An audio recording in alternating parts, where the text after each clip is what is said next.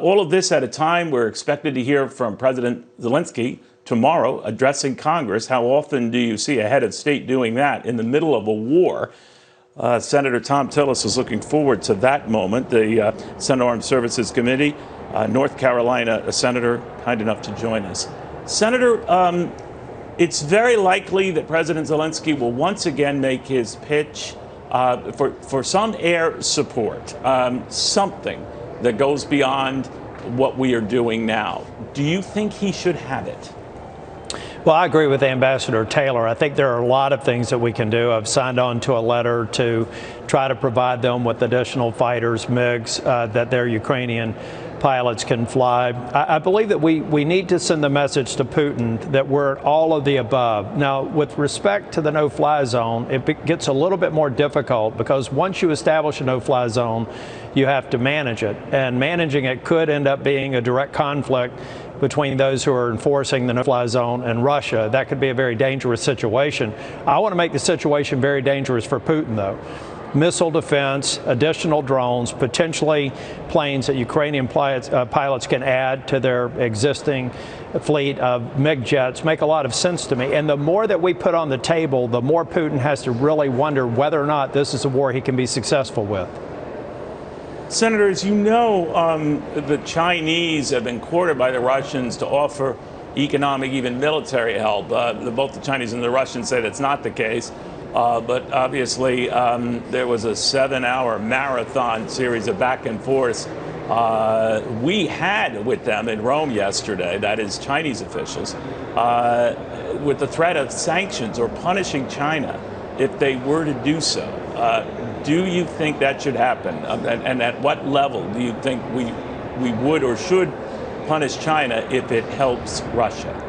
I think every dollar that China sends to Vladimir Putin should be 1,000-fold consequences to the Communist Party in China. We cannot let them make the statement that this is somehow a noble or appropriate action for Vladimir Putin to take. He has invaded a sovereign nation and killed thousands of people. He's allowed thousands of his soldiers to die. Any nation that stands behind Putin is as bad as Putin, and we need to carry that message to anybody that's considering it, and there should be severe consequences for any country that comes to his aid. Now, a number of people have been monitoring very closely, Senator, these protests going on in Russia, and that to almost every Ukrainian man or woman I've been speaking to over the last nearly 3 weeks of this war is their hope that all of a sudden support back home deteriorates to the point that Vladimir Putin has to reassess here, maybe pull out here. What do you think of that? I think there's a real possibility that some of the younger generations, people less than 40 years old in Russia, are very concerned. And the more that their soldiers come back home, the more real the consequences of war becomes. You also have to understand that there are tens of thousands of soldiers in Ukraine that are probably wondering why they were there. For months, they thought that they were preparing for a military exercise. Now they're killing people who have a common culture or heritage. They have connections, and now they're indiscriminately killing women and children and people that are just trying to live their daily lives. You can't stop those cell phone calls back from those soldiers back home that are scratching their heads, and you ultimately can't stop the troops getting to the majority of the Russian people. And when that happens, Putin's going to have a lot of problems at home. He's already got to explain why his economy's collapsing, why he's closed the stock markets, why people are beginning to feel the pain. The kitchen table conversations in Russia are going to start crediting Putin for the pain that they're feeling, and I think that that's very important. Senator, when you look at what's going on right now in Ukraine, no matter how it ends up, and we hope peacefully and you know, better angels prevail, it's dicey to put it mildly, sir, these sanctions are still in effect in Russia.